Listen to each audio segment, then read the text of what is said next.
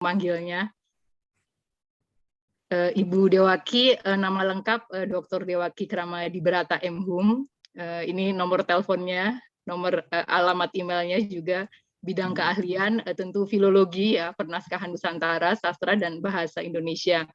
Saat ini sebenarnya Ibu sudah purna bakti, tetapi kita tahu Ibu Dewaki sampai sekarang masih aktif menyunting di menyunting beberapa buku, kemudian masih juga aktif mengajar di STF Diakara dan di salah satu lembaga pemerintahan juga, sampai sekarang masih aktif. Jadi meski purna bakti, ternyata kesibukannya malah tidak berkurang, malah jadi bertambah ya Bu ya. Iya.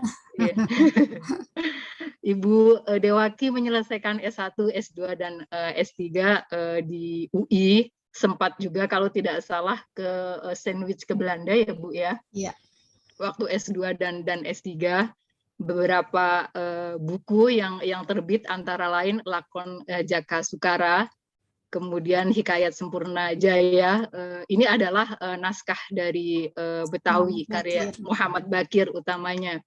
Jadi teman-teman di pernaskahan kalau akan meneliti naskah Betawi pasti akan mengacu kepada penelitiannya Ibu Dewaki, karena Bu Dewaki salah satu pelopor barangkali ya Bu ya untuk penelitian naskah Betawi di samping beberapa peneliti lain. Kemudian yang terakhir karya beliau Hikayat Khalifah Abu Bakar, Umar, Utsman dan Ali sampai peperangan Hasan dan Husain di Karbala. Ini disertasinya yang tadi sempat kita bicarakan. Beberapa hasil suntingannya antara lain Kongres Perempuan Pertama, tinjauan ulang Sejarah Kebudayaan Indonesia, Bahasa Sastra dan Aksara, Katalog Naskah Pecenongan, ya, Koleksi Perpustakaan Nasional, Sastra Betawi akhir abad ke-19.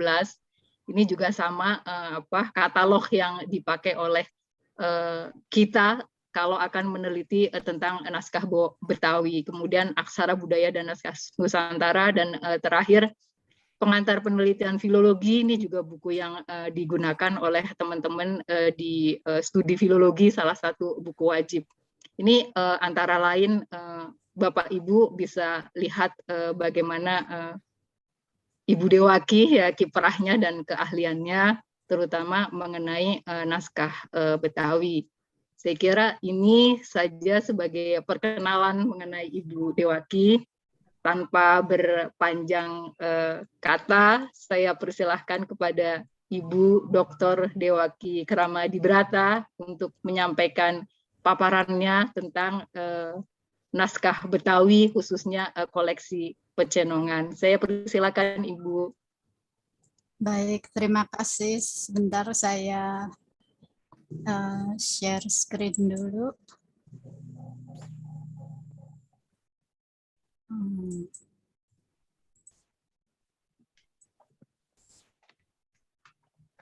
Ya, selamat siang. Assalamualaikum warahmatullahi wabarakatuh. Waalaikumsalam warahmatullahi wabarakatuh. Ya, jadi hari ini saya diberikan waktu untuk membahas naskah koleksi Muhammad Bakir, yang seorang penyalin. Di sini saya tulis pemilik naskah ya, karena dia punya koleksi naskah. Kemudian dia juga menjadi penyalin naskah, dan yang terakhir itu adalah pengarang. Jadi dia juga mengarang beberapa cerita. Ya, ini peristiwanya ada di abad ke-19. Kalau Bapak dan Ibu lihat di sini ada gambar ya, ini gambar semua tanda tangan Muhammad Bakir. Ya, nanti ini akan kita bahas ya. Baik, jadi saya mulai dengan latar belakang kesusastraan Melayu klasik ya. Ini dulu waktu saya dan teman-teman belajar di Fakultas Sastra, kami diminta untuk membaca buku dari Winstead ya, ini bahasa Inggris, waktu itu belum ada bahasa Indonesianya, yaitu History of Classical Malay Literature. Ini bukunya berisi khasanah cerita rakyat Melayu, di situ sudah saya tuliskan ya. Kemudian ini sih khasanah cerita rakyat Melayu itu meliputi apa itu namanya, cerita kancil ya, cerita rakyat lah. Kemudian cerita dari masa Hindu itu antara lain yang akan kita bahas nanti yaitu Mahabharata ya. Dan kemudian ada cerita Panji. Ya, ini katanya cerita peralihan unsur dari unsur-unsur Jawa ya. Kemudian maaf berikutnya ini periode dari periode Hindu ke Islam, nanti bisa dan semacamnya ya.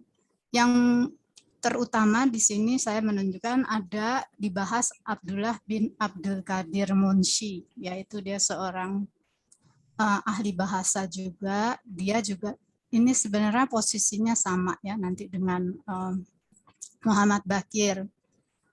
Cuma Abdullah bin Abdul Qadir Munshi itu rumahnya dalam tanda petik itu di daerah Malaysia dan Singapura ya. Jadi sekarang kita karena batas-batas wilayah begitu kita terpisah ya, tapi zaman dahulu itu tidak ada batas wilayah antara Malaysia, Singapura, Indonesia ya, karena dengan mudahnya orang bisa menyeberang ke Singapura atau ke Malaysia ya. Nah, jadi di sini Winstead menjelaskan sejumlah karya yang merupakan karya sastra Melayu klasik, dan kemudian sebagai tandingannya itu Liao Yokfang menyusun sejarah kesusastraan Melayu klasik ya. Di dalam bahasa Indonesia buku ini dijadikan 3 buku awalnya. Ya.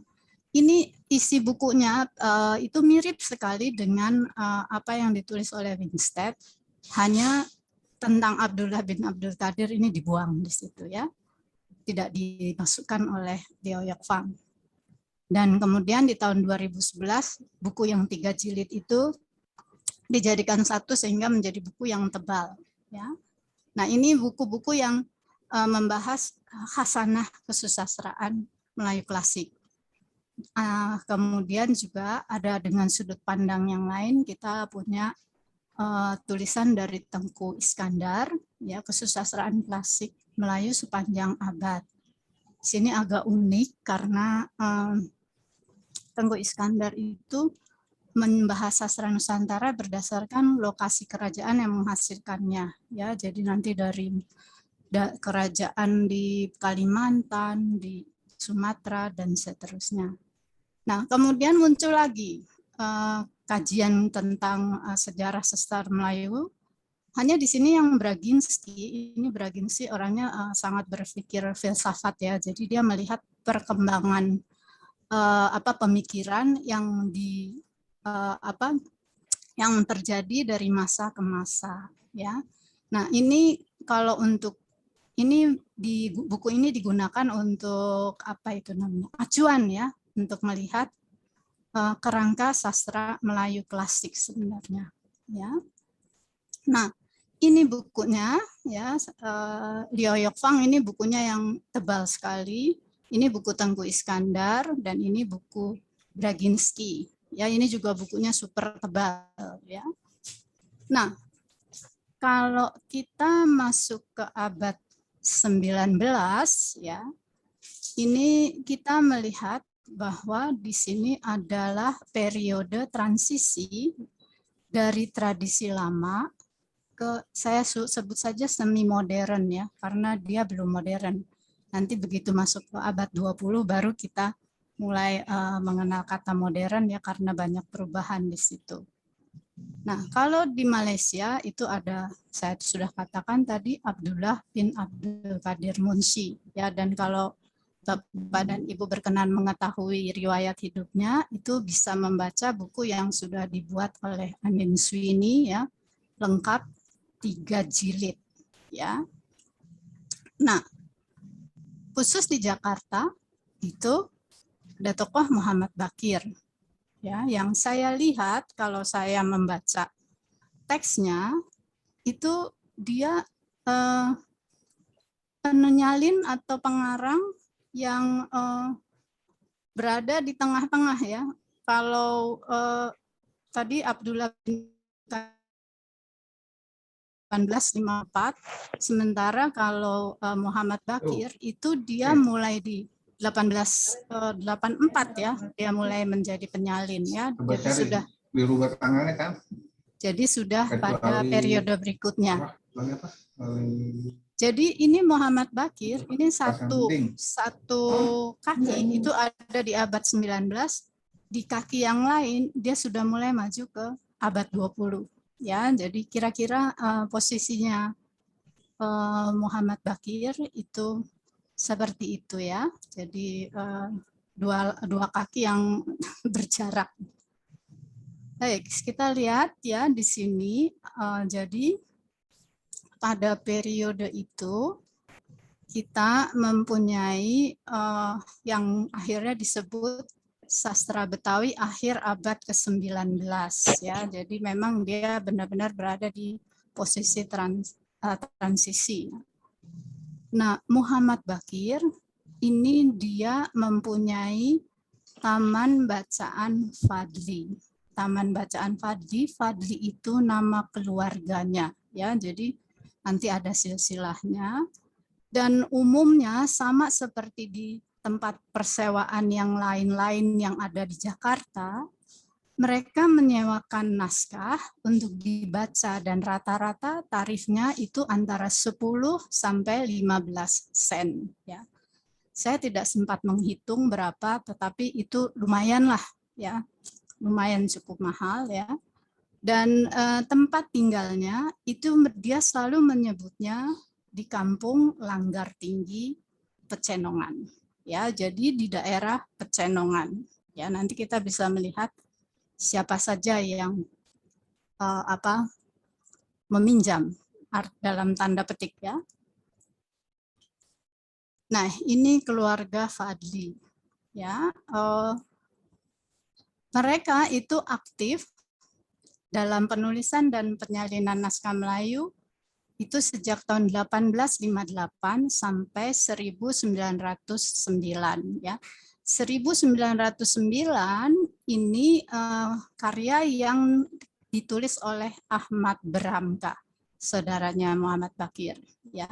Di sini memang di dalam keluarga ini ada 3 orang yang memegang peranan penting dalam penyalinan naskah ya. Ini Sapirin bin Usman. Sapirin bin Usman ini pamannya Muhammad Bakir ya. Bapaknya Muhammad Bakir itu sudah meninggal ya, dan nanti Muhammad Bakir selalu akan menyebut-nyebut bahwa dia itu hidupnya dibantu oleh Bapak Sapirin ini ya. Sementara Ahmad Beramka ini nanti dia banyak menulis syair yang sudah berbahasa Melayu ya, dan dia nanti selesai atau tidak ada kegiatannya nanti di tahun 1909 ya. Di samping itu dari keturunannya Sapirin itu ada Safian bin Usman, ini bersaudara ya, Ahmad Insaf dan Ahmad Mujarab. Ya, nanti saya kasih lihat silsilahnya. Diketahui bahwa Muhammad Bakir mulai menulis pada tahun 1884 dan setelah tahun 1898 itu dia sudah tidak bersuara meskipun tidak ada tulisan ya, meskipun nanti di tahun 1899 kalau tidak salah dia menjual naskahnya ya ke Perpustakaan Nasional ya. Jadi ini kita lihat silsilahnya. Jadi nenek moyangnya itu adalah Fadli ya. Tapi yang di ini yang menjadi kepala dalam tanda petik saya sebutnya ini Usman ya. Di bawah Usman itu ada Sapirin, ini punya anak 3 ini ya, Ahmad Insaf, Ahmad Mujarab, Ahmad Beramka ya. Dan kemudian ini ada anaknya Usman yang kedua yaitu Sapian, ini yang bapaknya Muhammad Bakir. Ya. Dia Muhammad Bakir kita lihat ya aktif mulai tahun 1884 sampai 1898 ya. Nah, ini nanti kalau kita lihat kadang-kadang kita baca seringkali keliru ya, karena kita sering menyangka oh naskah ini ditulis oleh Muhammad Bakir. Ternyata bukan, ternyata ditulis oleh Sapirin atau Guru Cip ya. Tapi memang rupanya mereka satu keluarga begitu ya, kalau yang saya lihat. Jadi kadang-kadang si Sapirin yang nyalin, kadang-kadang Muhammad Bakir yang menyalin ya. Nah, kemudian Muhammad Bakir itu kalau dia menulis dengan lengkap, akan menulis namanya Muhammad Bakir bin Safian, itu tadi ya bapaknya yang meninggal lebih dahulu, bin Usman bin Fadli. Ya. Kemudian di mana tempat tinggalnya? Ya. Di sini dia mengatakan Muhammad Bakir bin Safian bin Usman Al-Fadli, Kampung Pecenongan, Langgar Tinggi. Nah, yang agak membingungkan di sini, ini Pak Ongris Chamberlain itu agak bingung ya. Ini gedung gang terunci, ini rumahnya Usman atau Bakir atau bukan begitu ya. Ini juga masih jadi teka-teki, tapi kalau menurut saya dia rumahnya di sini, di Kampung Pecenongan Langgar Tinggi. Satu ketika dia menulis Hikayat Sultan Taburat itu di sebuah gedung yang ada di Gang Terunci. Ya, jadi rumahnya tetap di sini, di Kampung Pecenongan Langgar Tinggi. Nah, inilah ya Langgar. Kalau kita dengar kata langgar itu kita akan berpikir ini tempat belajar, mengaji dan membaca Al-Qur'an ya. Nah, ternyata yang dimaksud dengan langgar itu ada di sini karena tinggi, itu karena dia rumah panggung ya. Jadi orang kalau mau masuk ke rumah ini harus naik tangga ya, baru ini masuk ke sini ya, ke dalam.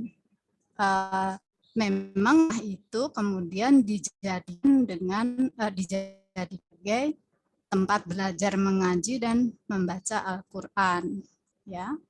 Nanti selanjutnya akan menjadi sebuah masjid yang berubah namanya menjadi Masjid Al-Rahman ya.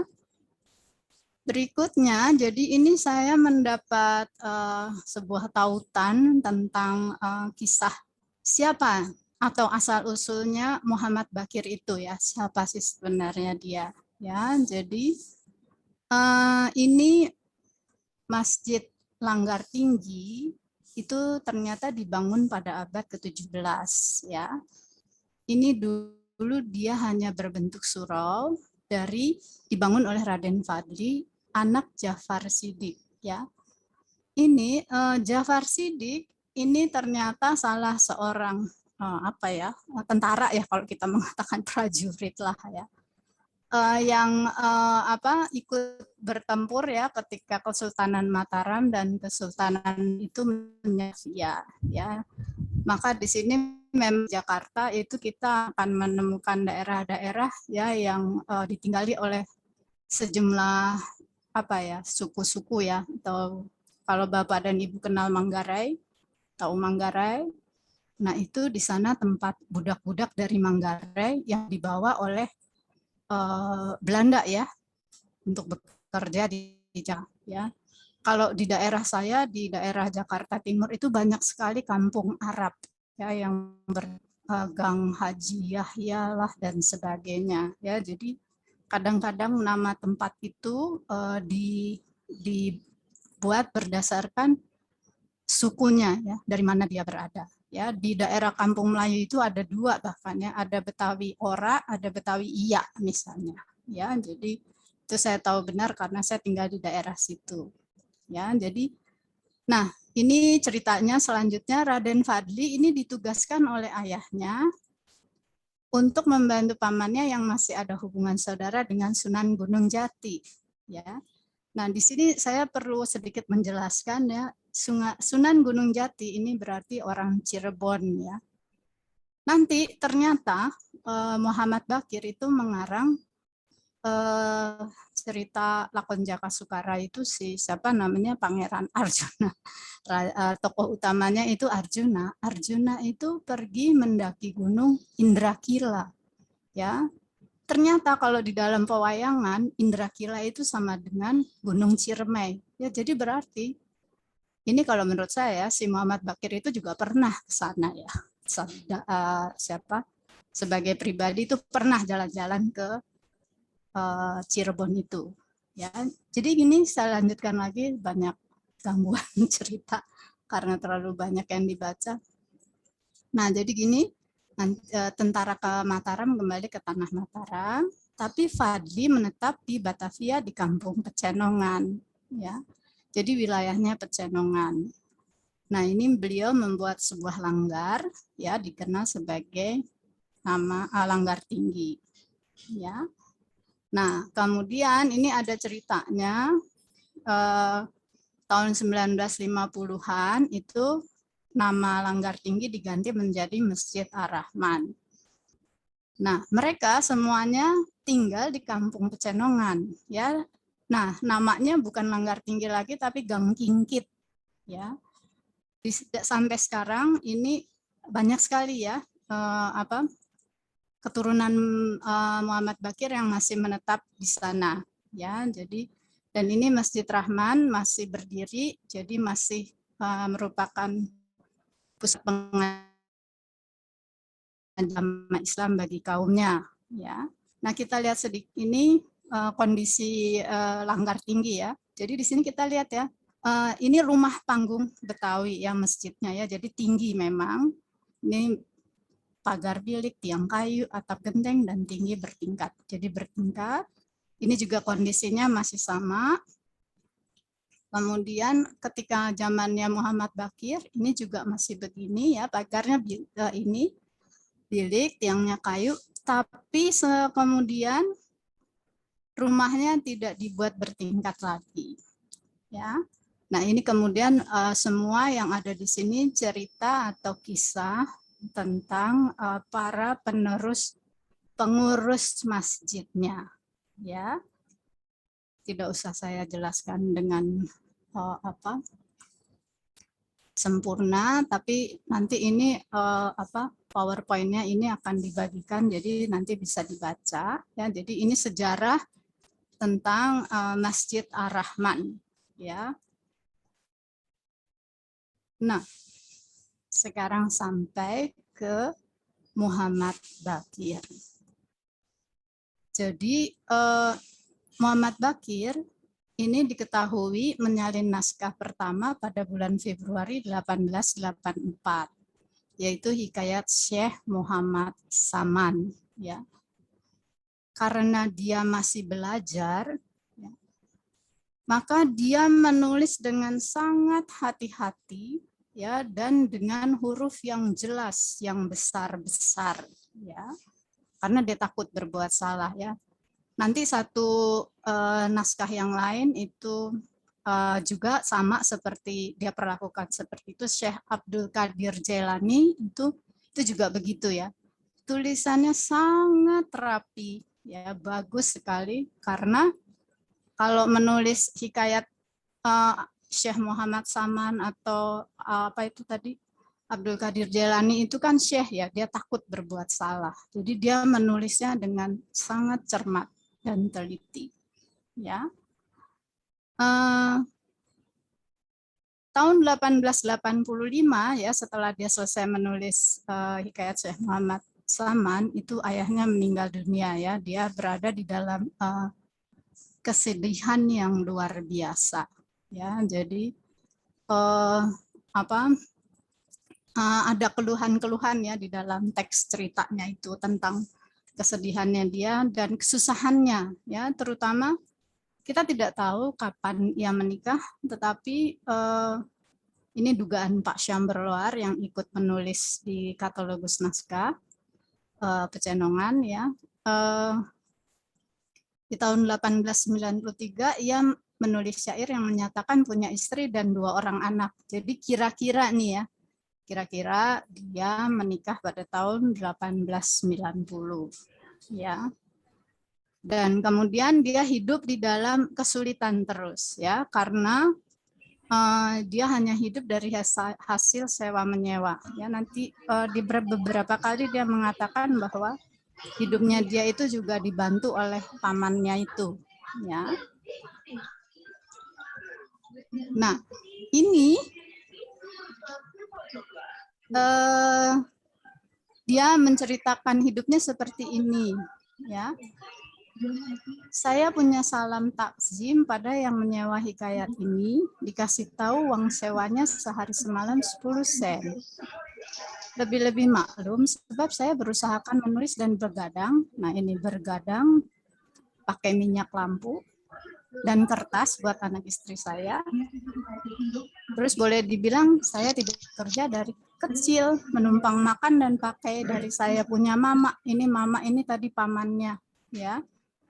Jadi dia minta tolong ya, tolong dibayar sewa naskahnya ini 10 sen ya. Nah, inilah awal mulanya di tahun 1889 Muhammad Bakir menjual naskahnya ke Batavia Genootschap ya. Dia 2 kali menjual koleksi naskahnya ya. Ini yang pertama tahun 1889 ya. Di bulan Mei 1897 dia sudah beralih profesi. Dia juga menjadi tukang ajar anak mengaji, jadi guru mengaji ya. Mbak Wia udah dapat. Kemudian Ya, sertifikatnya. naskah terakhir yang ditulis ini adalah syair Ken Tambuhan pada tahun 1897. Nah, syair Ken Tambuhan ini juga syair yang terkenal ya, dan ini pernah diteliti oleh Pak Theo. Dari kalau menurut Chamberlain ya, syair Ken Tambuhan yang diterbitkan oleh Muhammad Bakir, yang dibuat oleh Muhammad Bakir itu ya begitu-begitulah, sama dengan Pak T ya. Tetapi setelah saya teliti, ketika saya baca syair Ken Tambuhan punya Muhammad Bakir, itu banyak perubahan besar ya, karena di situ latarnya sudah latar Betawi ya, jadi bukan bahasa Melayu klasik yang seklasik-klasiknya, tidak sama sekali. Di sini diceritakan dalam gayanya Muhammad Bakir bercerita ya. Jadi contoh kecil khusus begini. Jadi ini Ken Tambuhan, ini kan kekasihnya Panji yang dibunuh oleh ibunya ya, ibu tirinya, karena ibu tirinya benci sekali sama Ken Tambuhan, iri. Tetapi Ken Tambuhan ini dihidupkan kembali ya. Nah, ketika hidup kembali itu ibu tiri diusir dari kerajaan. Diusir dari kerajaan, kemudian ditolong oleh Ken Tambuhan. Nah, latarnya itu lucu sekali karena digambarkan permaisuri itu harus mencari makan sendiri. Dia mencari makan ikan di empang. Dapatnya ikan yang kecil-kecil, tidak kenyang. Gambaran seperti itu tidak ada di dalam syair Ken Tambuhan yang dibahas oleh Pak Theo ya. Jadi itu sudah ada perubahan ya, sudah ada transformasi ya. Jadi ini memang ditulis pada tahun 1897 ya, itu jadi sudah situasinya sudah berbeda ya. Ini gitu. Nah, kita tidak pernah tahu ya kapan Muhammad Bakir itu tidak ada ya, tetapi dari rias di sini saya dapat gambar batu nisannya ya, yang kalau di ini yang di atas ini adalah tanda tangan Muhammad Bakir yang nanti akan dapat terlihat di dalam naskah-naskahnya ya. Ini di sini namanya dia Muhammad Bakir bin Safian Fadli Usman. Di sini di bawah Pecenongan ya, maaf, Usman Fadli, ini Pecenongan ya. Jadi ini dia menandai dirinya itu jelas sekali ya. Ini juga mungkin dia minta ya, kalau dia meninggal tolong dibuatkan batu nisan seperti ini. Mungkin, tidak tahu ya, tidak ada sejarahnya. Tetapi ini hasil penelitian yang dilakukan oleh Rias ya, yang nanti Rias telah membahas serial Hikayat Sultan Taburat ya. Kita lihat. Nah, bagaimana sebenarnya kehidupan sosial di Batavia pada abad ke-19. Jadi pada paruh pertama abad ke-19 itu memang banyak sekali naskah-naskah yang disalin ya. Mengapa?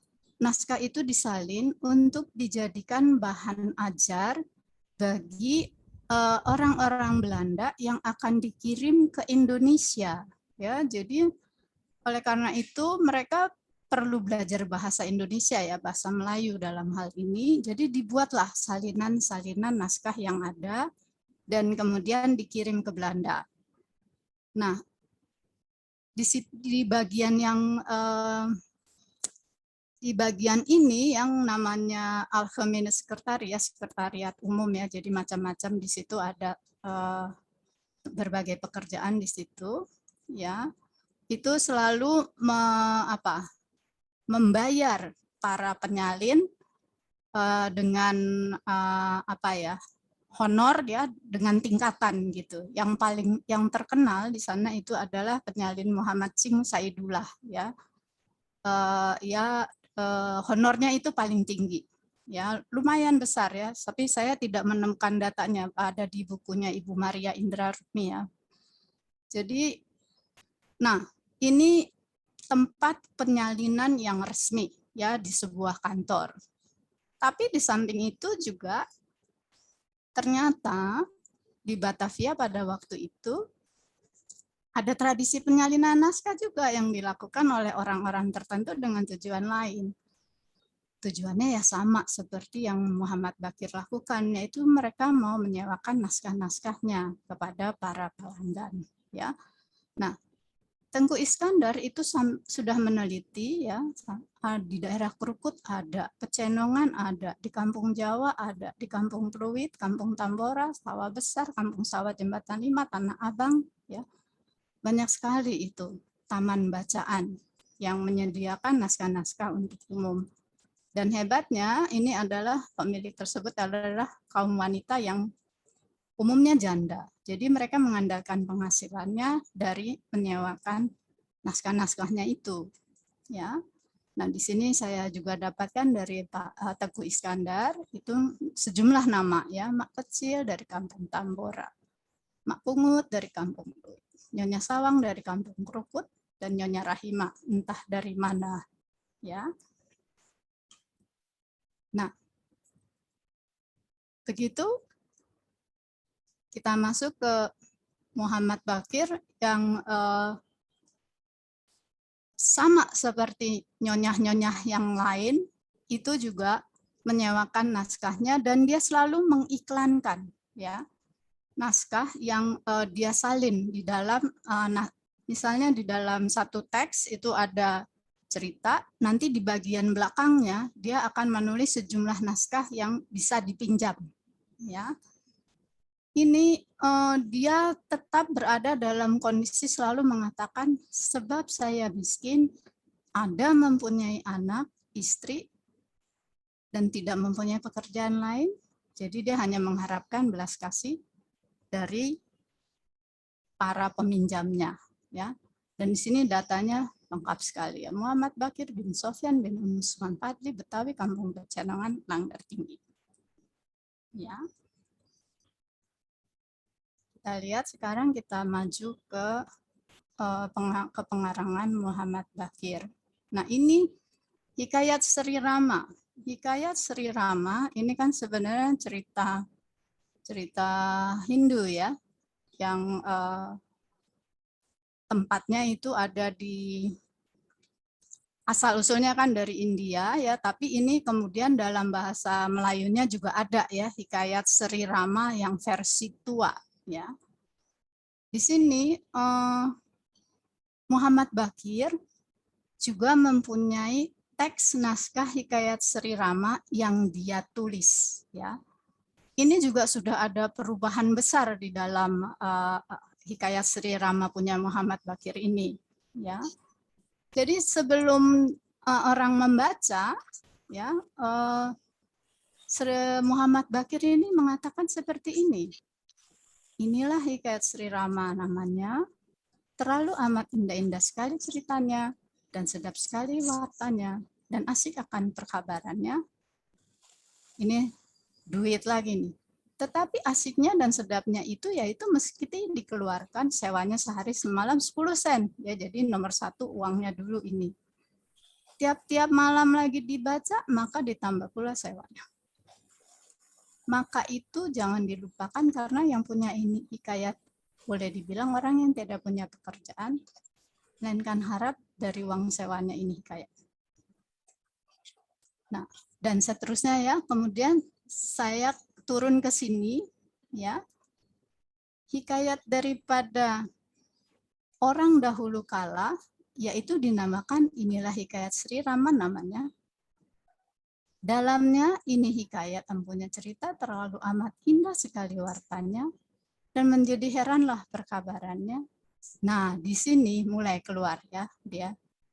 Tetapi tiada patut sekali-kali yang kita ini bangsa Islam akan percaya akan perkabaran ini dan tiada patut sekali-kali kita yakinkan ya. Artinya boleh dibaca tapi jangan dipercaya. Tetapi adalah patutnya dalam segala cerita-cerita hikayat itu yang akan menjadi pengabaran dan jadi suatu nasihat dan jadi suatu penghibur hati dan jadi suatu timbangan yang amat baik. Ya. Maka itulah yang patut kita ambil segala tamsil ibaratnya seperti ceritanya. Jadi jangan percaya sama isi yang bukan keislaman, ya, tetapi ambillah manfaatnya, ya. Kalau di dalam karya sastra kan disebut dulce et utile, ya. Dulce itu keindahan, utile itu manfaatnya. Jadi ambil manfaatnya saja. Ya, dan memang agak lucu di sini. Sayang itu naskahnya, teks naskahnya saya punya hilang ya. Di dalam cerita Hikayat Sri Rama versi Muhammad Baqir ini, ya, dia membuat sebuah adegan yang agak lucu gitu. Jadi ketika Dewi Sita itu ditangkap, ya, Dewi Sita itu disembunyikan di Topekong, ya. Kalau di dalam cerita aslinya kan tidak ada ya Topekong di situ. Ya, jadi waktu itu saya tertawa-tawa juga gitu ya. Tapi terus akhirnya saya berpikir, dia mau menarik perhatian dari para pembacanya, yaitu orang-orang Cina yang ada di sekitar situ. Ya, jadi dia masukkan adegan itu ke dalam teksnya. Ya, jadi itu caranya Muhammad Baqir untuk apa ya? Merayu para pembacanya supaya mau membaca naskahnya. Ya, itu dari Hikayat Sri Rama. Nah, ada 2 teks yang saya kerjakan untuk karya Muhammad Baqir. Itu yang pertama yang Lakon Jaka Sukara. Ya, ini benar-benar sebuah kisah ciptaan Muhammad Baqir. Ya, jadi tokoh utama dia memang favorit sekali ya pada tokoh Arjuna. Jadi Arjuna ini menikah dengan seorang putri pendeta dari Gunung Indrakila. Itu tadi yang saya katakan ya, Gunung Indrakila itu sama dengan Gunung Ciremai. Setelah mempunyai anak, lalu Arjuna meninggalkan istrinya, lalu ia mengembara lagi dan menikah lagi dengan seorang putri di Gunung Pakembangan. Saya cari di peta, ternyata ada itu Gunung Pakembangan ya, di daerah Kuningan memang semuanya itu. Setelah mempunyai anak, ini Arjuna meninggalkan istrinya juga. Nah, setelah anak itu dewasa, mereka berdua ini tanpa tahu bahwa mereka bersaudara, jalan-jalanlah ya, mencari bapaknya, jalan-jalannya itu sambil menambah kesaktian karena dia turunan Arjuna ya. Mereka itu keturunan Arjuna, jadi harus punya kepandaian. Ya. Nah, kemudian sampai di sebuah negara, di situ sedang ada ini Sayembara, ya seorang putri raja. Sama lah seperti model di Mahabharata, siapa yang berhasil menancapkan panahnya dengan baik, dia yang akan mendapatkan putri raja itu. Nah, karena dua-duanya keturunan Arjuna, ya dua-duanya menang dengan baik ya. Nah, kemudian terjadilah peperangan. Tapi kemudian ketika mereka tahu bahwa mereka anak-anakannya Arjuna, ya terus perangnya dibatalkan ya. Tapi ya belum selesai itu masalah ya, karena kemudian pasukan Kurawa itu tahu ya bahwa ada putri yang disayembarakan. Nah, putri itu diculik. Terjadilah kemudian perang besar ya yang melibatkan Pandawa dan Kurawa. Bahkan itu sampai ayah Pandawa yang sudah meninggal ini turun ke dunia untuk membantu anak-anaknya. Ya, jadi ini perangnya berbulan-bulan ya sampai melelahkan sehingga Batara Narada terpaksa turun ke bumi ya. Dan kemudian di sini dimasukkanlah suara Muhammad Baqir melalui Batara Narada ya. Jadi kalau ada anak-anak yang berkelahi, orang tua tidak perlu ikut campur ya. Orang hidup harus bermaafan. Orang hidup harus tolong menolong ya. Jadi itu jadi cerita dari Mahabharata pun itu sudah berubah ya. Jadi di pesannya itu kalau di dalam Pandawa India itu kan dalam Mahabharata India itu kan masalahnya itu adalah yang baik dan yang tidak baik ya. Kalau yang di sini sudah berubah sekali itunya tujuan penulisannya ya, benar-benar sebagai hiburan saja di sini dan sebagai pengajaran. Nah, kemudian ketika saya menggarap teks ini itu saya iseng-iseng bikin episode-episode ya. Nah, ternyata gitu ceritanya episode itu terbagi atas 3 bagian. Hai, apa kabar kamu orang jomblo? Mirip sekali dengan struktur lakon pewayangan.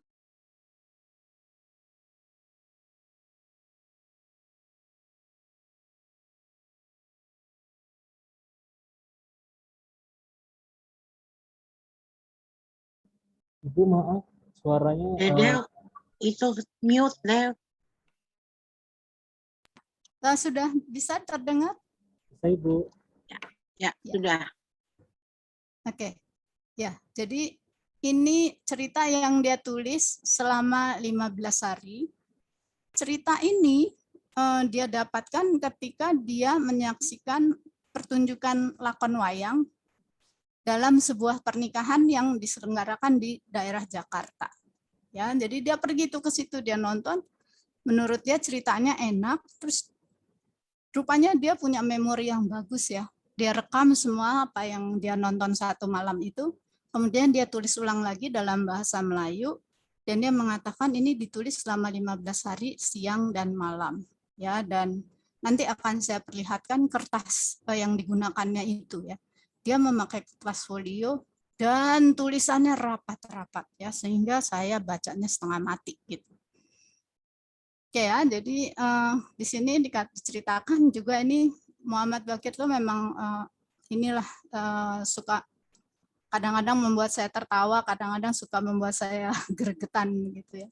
Tiba-tiba di dalam adegan itu dikatakan ya, Arjuna kawin pada 22 Oktober 1894 ya. Ternyata ini waktu dia menulis naskah itu ya. Jadi nanti di bagian belakang ada lagi penjelasannya. Oh, ini nggak mau turun ya.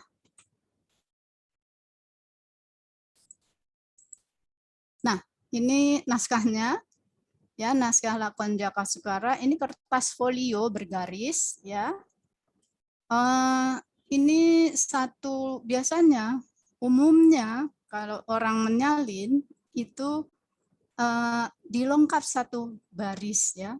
Nah, Muhammad Baqir ini dia memang berpikir kalau menulis. Berpikirnya begini. Kalau dia tulisnya jarang-jarang, berarti dia akan menghabiskan kertas cukup banyak ya. Jadi untuk cerita yang dia tulis ini, dia tulisannya rapat-rapat ini. Rapat sekali ya. Jadi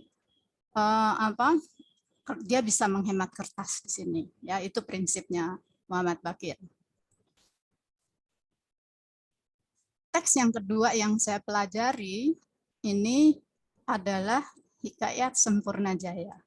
Ya, ini lagi-lagi Arjuna. Ya, Arjuna ini menyamar menjadi seorang raja. Dia hendak membalas perbuatan para dewa yang menghina Panakawannya ini.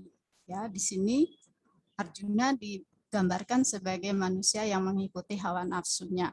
Nah, hawa nafsunya apa? Ini kalau dalam ajaran agama Islam itu ada nafsu amarah, lawamah, mutmainah. Ya.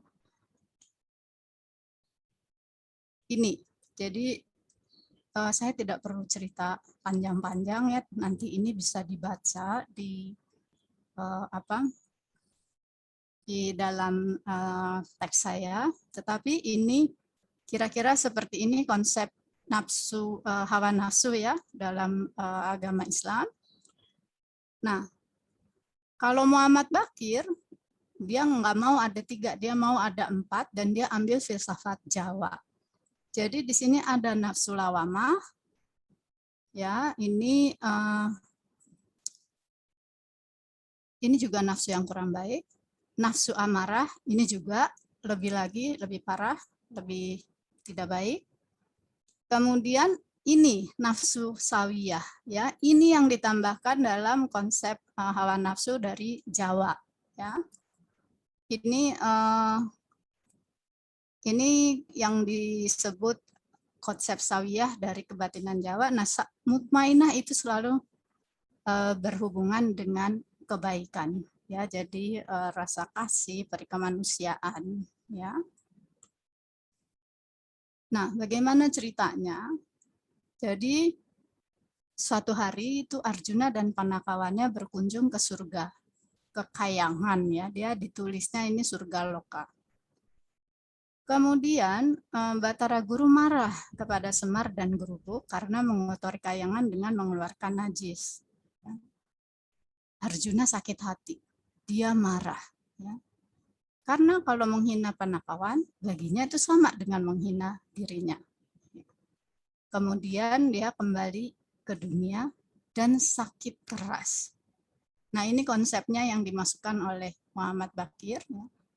Keempat roh halusnya itu keluar dari tubuhnya, yaitu di sini tadi ya amarah, sawiyah, lawamah, dan mutmainah. Kemudian keempat halus ini bertapa, ya, lalu menjadi empat satria, yang satu bernama Sempurna Jaya, ini ketutup, yang satu bernama Sempurna Duga, ini mungkin kira-kira, Sempurna Laga, ini yang bisa berperang ya, dan Sempurna Rupa ini mungkin yang baik. Mereka hampir berhasil mengalahkan Batara Guru, ya. Terus Batara Guru itu lari minta tolongnya kepada Pandawa. Sementara kan Arjuna sedang menyamar itu keluar ya, empat halusnya itu. Nggak bisa jadinya membantu Batara Guru. Nah, akhirnya Sang Hyang Tunggal deh yang turun, ya, menolong memasukkan keempat halus Arjuna. Ya.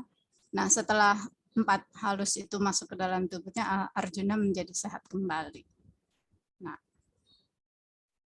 ini di dalam Hikayat Sempurna Jaya, ini karena mengikuti hawa nafsunya yaitu amarah dan lawamah, banyak yang binasa dan hancur lebur. Alam menjadi rusak. Dalam keadaan sakit pun Arjuna terbawa oleh nafsu amarah dan lawamah. Ya. Nah, di sini ketika keluarga Arjuna berusaha membantu Batara Guru, itu semuanya lumpuh, ya, tidak berdaya, tidak bisa bangun. Ya. Nanti ada contoh kalimatnya, saya siapkan di belakang. Ini, ya. Jadi moral cerita, manusia jangan terbawa oleh hawa nafsunya. Manusia harus mampu mengendalikan diri agar tidak celaka. Dan ingat, manusia jangan merusak semesta alam, hancur. Ya, nah, itu dua penelitian di tahun 1900-an, 1980-an. Ya. Nah, bagian berikutnya ini kita sampai ke bagian ketika saya bersama teman-teman dari Perpustakaan Nasional, ya, di sana ada Pak Teguh antara lain, dan waktu itu masih ada Ibu Dina sebagai kepala bagian pernaskahannya kalau tidak salah. Kami menyusun bersama-sama katalog naskah pecenongan. Ya, ternyata katalog ini sangat disukai, ya, dan ini tahun yang pertama 2013. Ini folio besar, ya, enak sekali dibaca, dan yang kedua ini dalam bentuk yang kecil, ya, warnanya juga berubah, ya, tetapi ininya sama, ya, apa ini namanya, covernya sama, ya, yang ini 2013, yang ini 2014. Waktu itu kami bekerja sama dengan Pak Henri Chamberloir yang banyak menulis tentang Muhammad Baqir juga, ya, dan saya bersama teman-teman dari grup pernaskahan itu ya mengurus macam-macam lah tentang, saya bawa itu hasil-hasil penelitian mahasiswa saya yang membahas atau menggarap teks Muhammad Baqir, ya. Jadi kemudian jadi kami berhasil menyusun katalog ini, ya. Nah, di sini kami bisa membuat klasifikasi khasanah naskah Muhammad Baqir, ya. Yang dimasukkan yang pertama itu adalah cerita petualangan. Sini kisah, pokoknya pengembaraan lah, ya. Yang di atas ini hikayat Sultan Taburat. Nah, Sultan Taburat naskahnya ada 9, ya. Dulu tuh saya masih goblok banget, ya, nggak tahu kok ini naskahnya banyak banget gitu. Tetapi ini sudah ada hasil penelitiannya, ya, yang dibuat oleh Rias, ya. Rias pasti ada di grup ini, semoga ada. Nah, Rias itu dapat menyusun, dapat menemukan, ya, bahwa ternyata hikayat Sultan Taburat ini sebuah cerita serial, ya. Jadi seperti silat-silat Cina itu, ya. Jadi dari dinasti 1, dinasti kedua, dinasti ketiga, dan seterusnya, ya. Ternyata isinya itu serial, seru sekali, ya. Jadi ini nanti harus katalogus ini mau nggak mau pada suatu saat harus diganti, ya, harus diubah karena informasinya sudah berubah, ya. Dan kemudian yang kedua nih hikayat Merpati Mas dan Merpati Perak, ya. Ini sudah digarap oleh Chamberloir, ya. Ini karyanya Muhammad Baqir. Nah, hikayat Nakoda Asyik juga ini dibuat transliterasinya oleh Chamberloir, ya. Pak Chamberloir sebenarnya ingin sekali teks-teks seperti ini bisa dikenal oleh umum, ya. Oleh karena itu dia menerbitkan teksnya itu, lihat saja ya tuh, Masuk Jakarta, ya, dengan harapan ini teks bisa dibaca. Tapi dalam kenyataannya susah sekali, ya, orang memahami teks-teks yang berbahasa klasik, ya, karena artinya bukan klasik, yang berbahasa lama lah, ini kita di zaman pertengahannya. Jadi mungkin kurang laku, ya. Yang jelas memang Chamberloir pernah mengatakan bahwa sayang sekali bahwa data yang begitu baik dari teks-teks yang ada ini tidak dibaca banyak orang, ya. Ya, masalahnya karena kesulitan kebahasaannya itu, ya, sulit sekali membacanya, sulit sekali memahaminya. Kecuali kalau kita mau sampai bertahun-tahun membaca sampai selesai begitu. Ya, jadi ini ada 9 hikayat Siti Zawiyah, ini sudah ditransliterasikan oleh salah seorang mantan mahasiswa, saya masih punya teksnya. Hikayat 1000 Dongeng juga sudah dikerjakan oleh salah seorang mahasiswa saya dulu, ya. Saya juga masih punya transliterasinya, tapi belum sempat saya garap, belum sempat saya baca kembali, ya. Jadi ini petualangan artinya begini, ada selalu seorang pangeran ya yang pergi kemana-mana mengembara, nanti ujung-ujungnya ya dia menikah, dia dapat ilmu menikah gitu. Ya. Kemudian, nah ini juga nih cerita wayang, ini favoritnya Muhammad Bakir ya. Ada Hikayat Angkawijaya, Ongkowijoyo, Hikayat asal mulanya wayang. Hikayat asal mulanya wayang ini cerita asal usul kelahiran Pandawa. Hikayat gelaran Pandu turunan Pandawa ini anak-anaknya Pandu, ya Pandu Dewanata. Nah, syair Perang Pandawa ini juga dikerjakan oleh adik kelas saya Nur Kusuma Wardani waktu itu ya. Ini juga berkisah tentang Pandawa perang. Hikayat Agung Sakti ini sudah dikerjakan, dan Hikayat Maharaja Garbak Jagat itu sudah dikerjakan oleh Mbak Nikmah ya. Itu di situ ada gambarnya, ini Garbak Jagat. Lakon Jaka Sekara ini saya yang kerjakan. Hikayat Sri Rama juga pernah dikerjakan oleh namanya lupa, di Tanjung Pinang, dia tinggalnya teman di Facebook sih. Kemudian Hikayat Wayang Arjuna dan Purasara. Ya, ini semuanya tentang Pandawa ya, Pandawa Kurawa, Pandawa Kurawa. Kecuali Hikayat Sri Rama ya. Kemudian cerita Panji. Nah, cerita Panji ini ada Hikayat Panji Semirang. Naskah ini juga sudah digarap oleh salah seorang mahasiswa saya.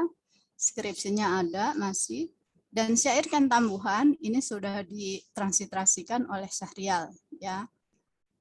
Teman kerja saya di Prodi Indonesia ya. Kemudian nah ini cerita Islam. Cerita Islam ini Syekh Muhammad Saman. Hikayat Syekh Muhammad Saman ini dijadikan materi disertasi oleh Pak Purwodaksi ya. Karena dia perlu bandingan Syekh Muhammad Saman yang Betawi itu seperti apa. Ternyata kalau menyangkut cerita keislaman itu Bakir itu nyerah ya. Dia sangat setia pada naskah asalnya ya. Jadi tidak diubah-ubah. Nggak berani ya kali ya. Karena ini dianggap cerita yang suci mungkin. Sama seperti Syekh Abdul Qadir Jailani. Ini juga tulisannya rapi sekali ya. Dan ini Hikayat Nabi Bercukur ya, ini pendek sekali ya karena cerita bagaimana Nabi Muhammad bercukur. Kemudian ada syair simbolik, syair buah-buahan. Nah, syair buah-buahan ini pernah diterbitkan oleh Perpustakaan Nasional dalam antologi syair simbolik ya, sama dengan syair Sang Kupu-kupu ya, ada di situ. Nah, di samping di Jakarta ternyata naskah Muhammad Bakir itu juga jalan-jalan ya. Artinya dibeli karena zaman dahulu memang seringkali orang itu membeli naskah bermacam-macam ya. Orang asing ya, yang di Belanda juga seperti itu. Ada karena memang ingin mengoleksi, dibeli karena ingin karena memang itu kebutuhan ya untuk pelajaran itu. Ya, jadi ini ada beberapa naskah yang disimpan di Rusia, di Saint Petersburg ya. Samping itu juga ada yang di Perpustakaan Universitas Leiden ya. Dan ini juga Hikayat Sekelmaneng Patinya, ini Kotor ya, Kotor Codex Orientalis ya, naskah timur artinya ya. Kemudian yang ada di cerita Islam yang ada di Saint Petersburg itu Mi'raj Nabi Muhammad, sementara yang ada di Universitas Leiden tentang Islam itu adalah kitab nukil, kemudian risalah tentang tasawuf, tapi ini bukan karya Bakir, ya ini karya Sapirin, pamannya. Sekarang kita melihat kekhasan naskah Muhammad Bakir, ya. Ternyata Muhammad Bakir itu rajin sekali ya mencantumkan tanda tangannya, identitasnya dia di naskah-naskah ya. Jadi ini ada beberapa variasi tanda tangan ya yang dia buat ya. Kadang-kadang saya tidak bisa baca ya. Tapi kalau pelan-pelan nebak-nebak, oh ini yang si Cid, oh ini yang si SPN Sapian ya. Dan juga karena dia punya khalayak pembaca masyarakat Cina, ya, maka dia juga buat tanda tangan dengan aksara Cina, ya. Nah, ini dalam Hikayat Sultan Taburat, ini naskah yang digarap oleh Rias, ya. Dilihat ya di sini betapa banyaknya dia mencantumkan tanda tangannya di sini, ya. Dan kalau dilihat ini tulisannya ini masih manis lah, ya. Kalau dia menulis terburu-buru itu kadang-kadang tulisannya berantakan juga, ya. Jadi ya begitulah. Nah, penulisan kolofon. Ini kolofon segitiga terbalik, ya. Di sini dia mencantumkan unik, ya. Dia secara konsisten selalu menyebut dulu tanggal bukan tanggal hijriahnya dulu, tapi tanggal apa itu kita penanggalan kita tahun Masehi dulu, ya, baru tahun Islam, ya. Jadi malam Senin jam dia selalu pakai 2 ini, jam pukul 1 malam pada 14 Desember 1885 berbetulan pada Maulud Hijrat Nabi 1303, ya. Dan dia di sini dengan jelas mencantumkan namanya siapa, ya. Tadi sudah saya katakan, ya, nyeleneh juga, ya, Muhammad Bakir itu kadang-kadang dia nggak mau tulis kolofon sesuai dengan ininya. Ini yang tadi saya ceritakan lakon Jaka Sukara, ya. Di sini ada petikan, ya, Pendeta Dipa Kusuma, bapaknya Dewi Ratnasari, ini dia mau menikahkan Arjuna dengan anaknya, ya. Pada malam Senin 22 Oktober 94, Pendeta Dipa Kusuma pun memanggil Arjuna serta anaknya yang bernama begini. Hai anakku, ya Rajuna, sekarang Rama hendak menikahkan engkau dengan Tuan Putri Ratnasari, dan seterusnya. Jadi, ya, begitulah Muhammad Bakir, ya. Sekarang kita lihat jenis kertasnya. Jenis kertas kadang-kadang kertas Eropa, ya, dengan ada cap kertasnya. Kadang-kadang kalau dia kehabisan, dia pakai folio bergaris. Nah, yang lebih unik itu adalah dia pakai kertas folio buku kas, ya. Oh, nggak mau turun, ya. Nggak mau jalan, ini gimana nih? Coba sekarang. Ini kok hang, ya?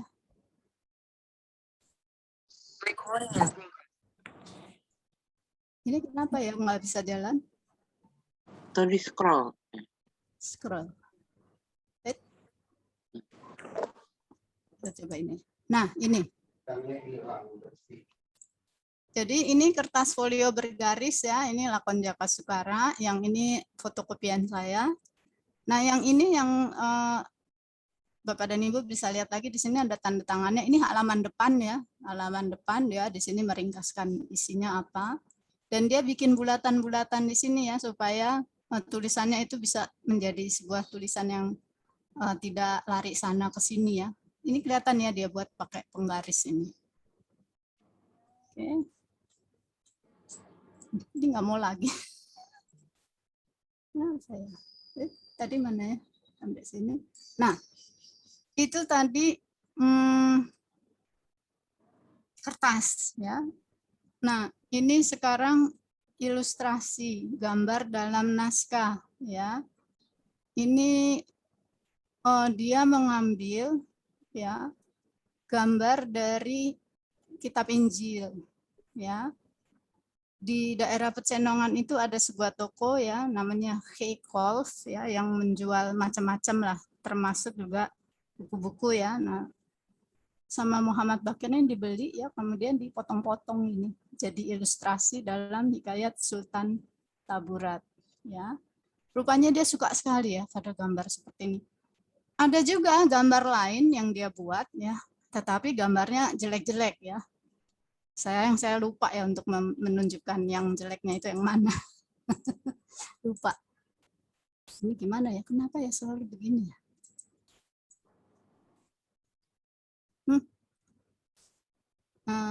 Nah, ini ilustrasi tadi Syahrial ya sudah membuat edisi teks syair Ken Tambuhan. Kalau dilihat, ini gambar ini adalah isinya tulisan ini yang di sebelah sini. Ya, tulisannya kita bacanya kepalanya mesti miring-miring gitu ya. Di sini ternyata ada ya terjemah apa transliterasinya ya. Seekor burung memegang kembang, maka pikiran jangan bercabang. Kejahatan jangan banyak lubang, segala hal biar bertimbang. Ya. Semacam itu. Dan di bawah di sini dia memberikan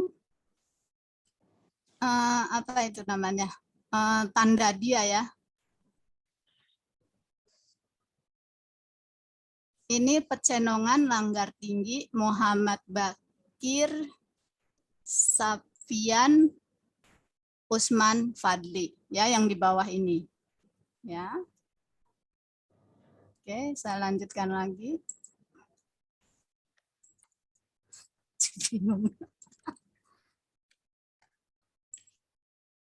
Nah, ini kita sebut sebagai iluminasi, yaitu hiasan pada kertas ya. Kalau di Al-Qur'an ini hiasannya pasti bagus ya, dan hiasannya harus tumbuh-tumbuhan, tidak boleh ada gambar binatang atau apapun ya. Jadi ini dia buat ya, menurut saya cukup indah lah, daun-daunan ya, tumbuh-tumbuhan.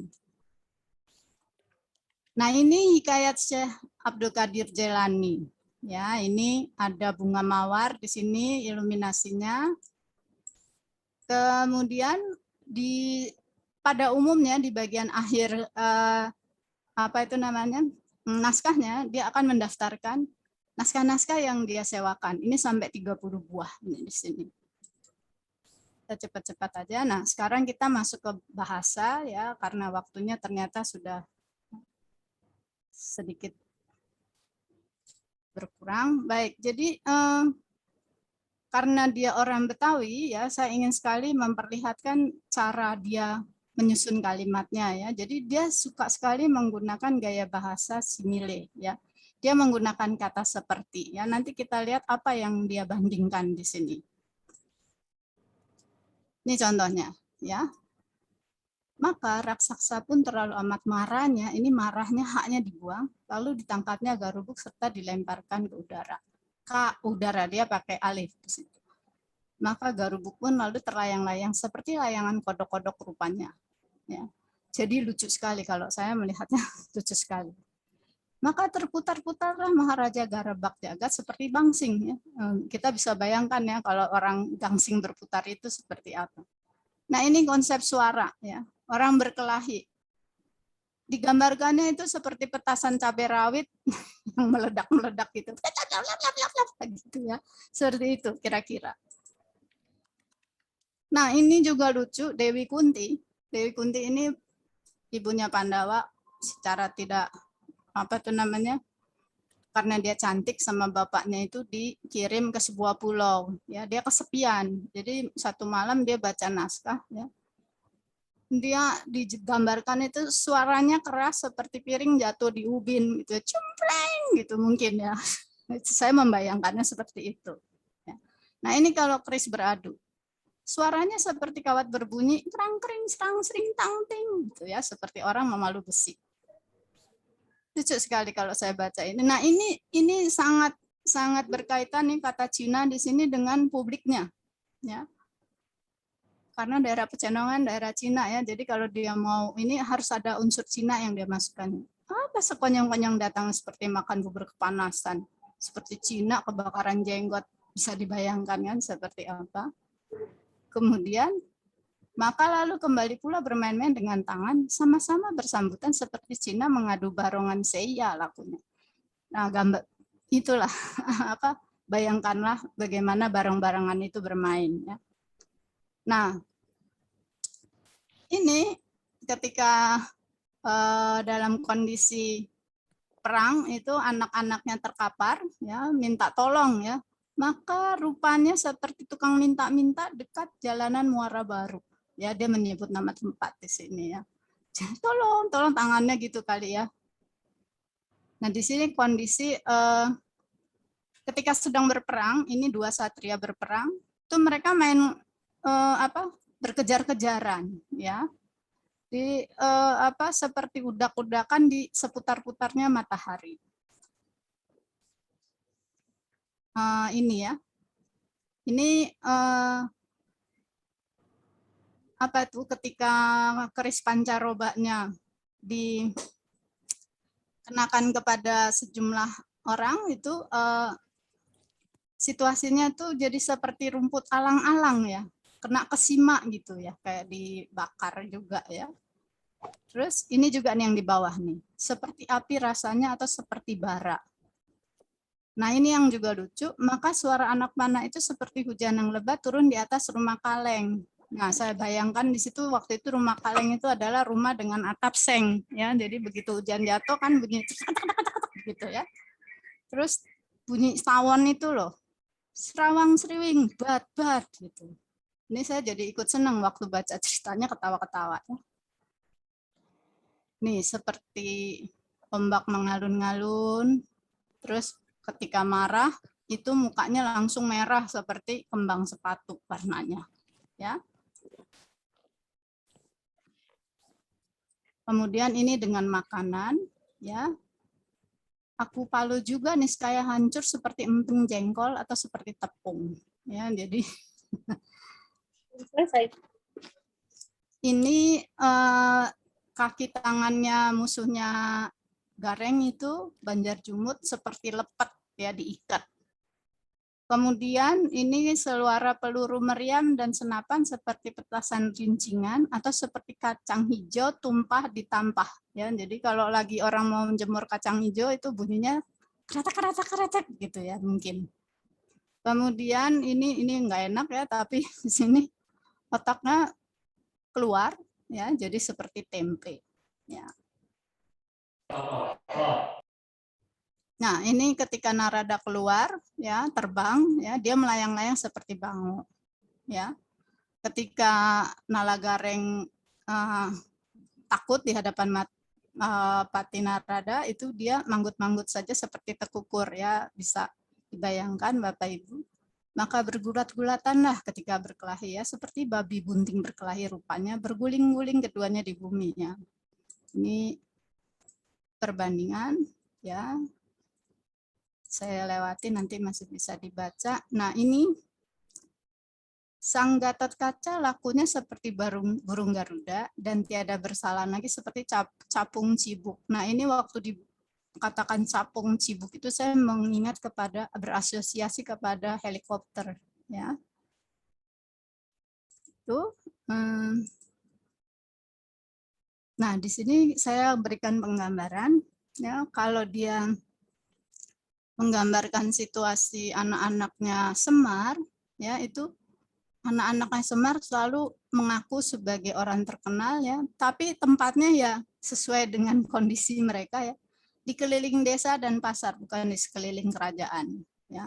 Si Gareng ya, dia juga terkenal di daerah pasar, warung dan pondok ronggeng ya. Jadi penggambarannya itu bukan penggambaran di zaman yang lampau, tetapi di masanya Muhammad Bakir hidup ya. Dan ini suasana bagaimana anak-anak bermain ya. Ini anak-anak bermain, ada yang bermain cup ya, mungkin ada yang masih ingat main cup itu apa, cap cip cup mungkin itu ya, gerbang kuncup gitu. Terus main petak umpet, mungkin ada yang main gundu, main layangan, ada yang menangkap capung ya, mungkin kita pernah semua menangkap capung itu ya. Kemudian, nah ini tadi kebiasaan dia juga menyebut nama-nama tempat ya. Jadi Gunung Gede, Muara Ancol, Muara Baru, Pasar Baru ya. Jadi ini Pasar Baru, Muara Ancol itu dekat-dekat dengan dia. Tapi kalau Gunung Gede itu ya memang agak jauh, tapi dia tahu sekali ya tempat itu. Dia juga membuat pantun dengan menyebut Bekasi, lokasi ya jadinya di sini. Nah, ini penggambaran Ini slide terakhir ya. Ini ketika Arjuna mau menangkap burung perkutut ya, yang sebenarnya itu tadi calon mertuanya ya, Pendeta Dipakesuma yang menyamar menjadi perkutut. Dia mau menangkap burung itu ya, karena Arjuna katanya suka sekali pada burung perkutut ya. Jadi gini, saya baca dari sini ya. Maka perkutut pun semakin memanggung-manggung dengan suka hatinya. Memanggung-manggung itu artinya memanggil-manggil ya dari pohon. Setelah hampir satu jengkal punya jauh sampai ditangkapnya. Ini khas ya struktur bahasa Betawi. Maka perkutut pun lalu terbang pada seberang pohon yang lain. Maka hinggap di pohon kemuning ya. Kemuning ya, bukan pohon jati atau apa begitu. Kemudian setelah 2 jari punya jauh lagi, sedikit lagi kena, si perkutut mencloknya di pohon nagasari. Ya, nih di sini di pohon nagasari. Pindah lagi, loncat lagi, hinggapnya di pohon jati di pinggir kali. Ya, jadi apa ya, penggambarannya itu khas suasana Kota Jakarta pada masanya ya. Jadi ini penggunaan penggambaran khas ya dari Muhammad Baqir. Ya, saya kira ini sudah selesai ya. Jadi saya mengatakan di sini saya tidak mau memberikan kesimpulan apapun tentang ini. Tetapi kalau Bapak dan Ibu masih ada yang ingin dikerjakan, banyak peluang di naskah-naskah Muhammad Baqir ini ya. Demikian presentasi saya, mohon maaf terlalu banyak mungkin ya, tapi jika ada yang ingin bertanya ya saya bersedia untuk menjawabnya.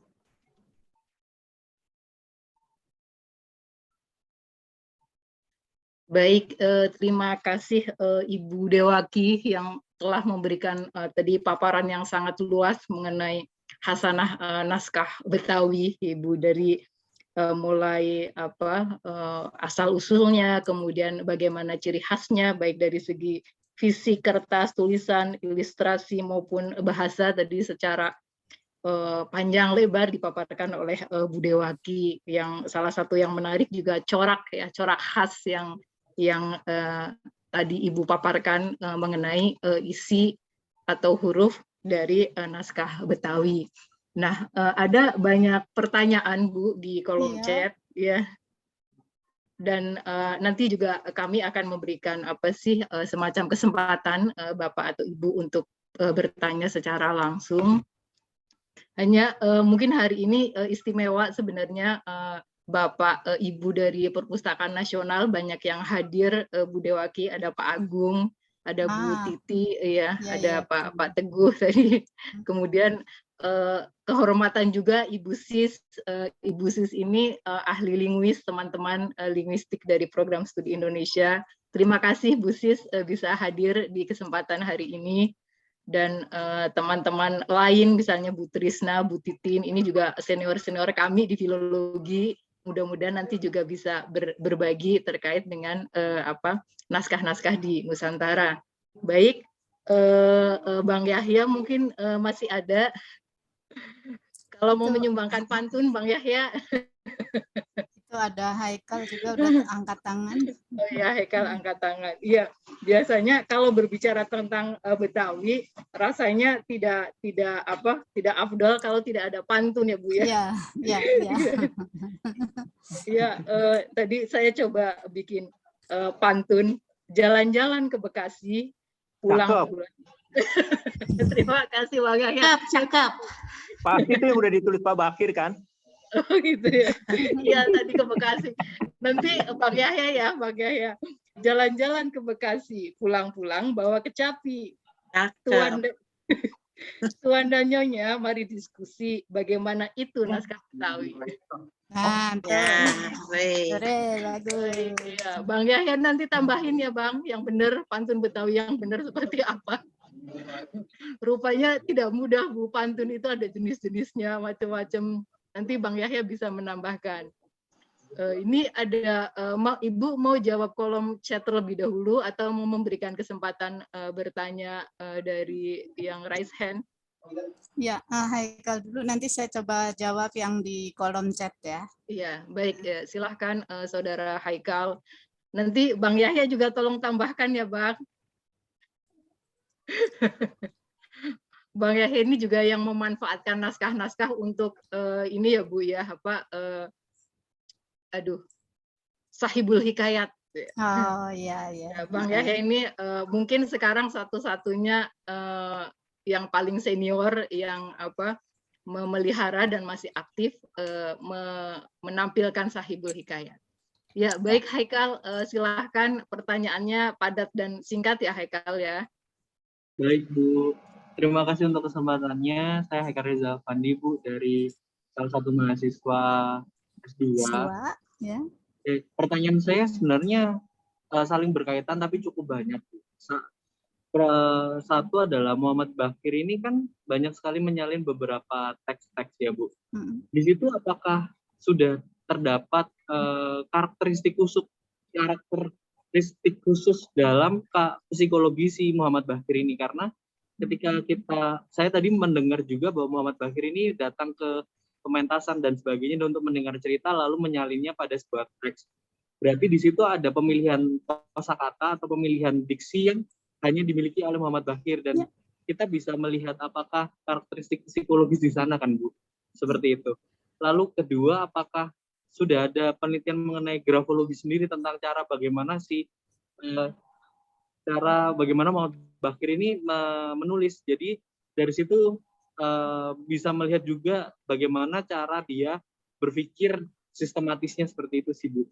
Jadi inti dari dua pertanyaan saya itu adalah mengenai penelitian-penelitian tentang psikologis penulis yang ada di Betawi khususnya, yang sudah dijabarkan Ibu. Apakah sudah ada cara-cara khusus mengenai itu? Terima kasih. Iya, terima kasih. Ya, ini pertanyaannya baik sekali. Ya, sepanjang pengetahuan saya itu kita belum ada ya penelitian yang grafologi itu ya, cara dia menulis atau seperti apa gitu ya. Itu kita belum sampai ke situ ya, karena lebih banyak kami itu membuka dulu apa itu teksnya ya, lalu kami biasanya atau saya dan teman-teman itu yang penting intisari ceritanya seperti apa ya, tetapi karakteristik teks yang dia tulis itu sama sekali belum digarap ya. Jadi mungkin ini bagiannya anak-anak muda nih yang melakukan hal itu gitu ya. Jadi belum ada catatannya ya. Yang sepanjang saya tahu itu belum ada yang membahas ke situ. Ya. Kalau mengenai penelitian psikolinguistiknya sendiri Bu, ya untuk karakter pemilihan diksi yang dilakukan oleh Muhammad Baqir ini, apakah sudah ada teman-teman yang sudah memiliki pandangan penelitian tersebut ya Bu? Karena kan dengan melihat cara beliau memilih kata, kita bisa mengetahui bagaimana sistematika beliau dalam berpikir seperti itu kan Bu? Ya, dia memang menggunakan bahasa Melayu ya, bahasa Melayu. Tetapi bahasa Melayunya itu bahasa Melayu yang dicampur dengan bahasa Betawi, begitu. Ya, jadi ya karena dia memang berada dalam situasi di Betawi itu ya. Jadi ada tadi sih beberapa teks yang itu khas. Dalam teks tadi ada beberapa kata yang memang ciri khas kata Betawi ya, tadi yang saya itu ya. Misalnya itu rasa ya, dia kadang-kadang tulisnya rasa ya, pakai H, atau habu, harang ya, misalnya seperti itu. Itu ada, sudah pernah dibahas itu. Fonetiknya sudah pernah dibahas ya, itu karena caranya. Kemudian juga secara morfologi juga ada bentuk-bentuk kata ya yang apa tuh namanya, yang tidak sesuai lah dengan bahasa Indonesia, tapi itu khas Betawi gitu. Ada, tetapi saya tidak sampai kepikir ke situ ya, tidak sampai terpikir ke situ. Jadi itu mungkin tugas yang muda-muda nih melanjutkan penelitian kami ini ya untuk meneliti itu dari suntingan-suntingan teks ya. Ini kenapa nih seperti ini? Ya, itu sudah generasi berikutnya. Kalau saya buka dulu teksnya semua, buka dulu udah dipahami, baru silahkan siapa yang mau mengkaji ya. Ini sebuah kemajuan di bidang ilmu menurut saya kalau ada anak-anak muda yang mau menggarapnya ya. Gitu ya Haikal ya. Baik, ini mungkin ada dari beberapa yang di kolom chat nih Bu dari Ya. Pak Muhammad Adil. Kalau lihat tulisan yang ada di nisannya, maka namanya adalah Muhammad Bakir bin Syaf'an, bukan Muhammad Bakir bin Syafi'an atau Syafi'an. Ya, dia menulisnya itu kadang-kadang lengkap, kadang-kadang tidak, gitu ya. Jadi kadang-kadang Muhammad Bakir bin Syafi'an bin Usman bin Fadli, ya, yang itu pakai bin-bin. Kadang-kadang itu bin-binnya dihilangkan, ya. Jadi itu gaya Betawinya dia banget, gitu loh, ya. Gampang aja dulu deh, cepet-cepet gitu ya. Itu yang saya lihat seperti itu. Jadi banyak variasinya memang, ya. Iya, baik. Ini berikutnya ada dari Mpok Fajriah nih Bu. Iya. Apakah Muhammad Bakir ada hubungan dengan Muhammad Ching Saidullah? Ini apakah?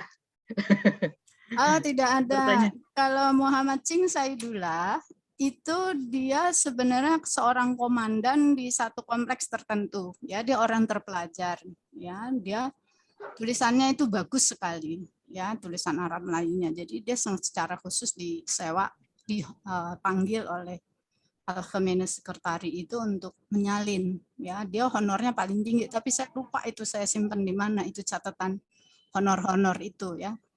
Jadi yang paling tinggi itu Ching Saidullah. Kalau tulisannya kurang bagus tuh di bawahnya Ching Saidullah ya. Jadi Ching Saidullah itu komandan ini rumah pecinan ya. Itu apa di Jakarta itu. Beda. Baik, beda, hidup di zaman yang berbeda juga ya Bu ya? Sama, tapi sama. dia itu dia termasuk orang yang pandai lah. Jadi tadi saya katakannya dia sebagai kepala pasukan di wilayah khusus itu, orang-orang Cina itu, ya, penjaga dia di situ. Lalu dia juga dipanggil di Al-Khamenei Sekretari untuk menyalin. Jadi terpelajar, ini, orangnya ya, terpelajar. Belum ada penelitian yang memperlihatkan hubungan mereka barangkali ya Bu ya. Nanti jika, namanya ya. sih sama-sama Muhammad ya, cuman yang satu Ching dari Cinanya itu ya, yang satu Bakir dari Melayunya itu.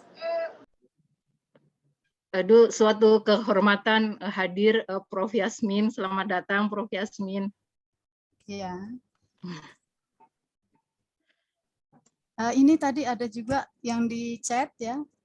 Tadi Ya, dijelaskan mengenai cerita wayang yang menginspirasi Bakir menulis cerita Lakon Jakasukara. Lalu bagaimana dengan naskah-naskah salinan lain? Apakah Bakir mendapat akses yang cukup untuk menyalin naskah-naskah tersebut atau memang naskah-naskah hikayat atau panji? Oh iya, kalau yang saya lihat begini, Bakir itu orangnya sangat merdeka, kecuali kalau sudah menyangkut dengan aspek naskah Islam. Ya, kalau menyangkut dia orang yang sangat Islam. Ya, jadi kalau sudah berhadapan dengan teks keislaman, dia tidak berani mengubah apapun. Ya. Tetapi begitu dia mengarang cerita-cerita, mengarang ya, jadi fantasinya dia itu berjalan.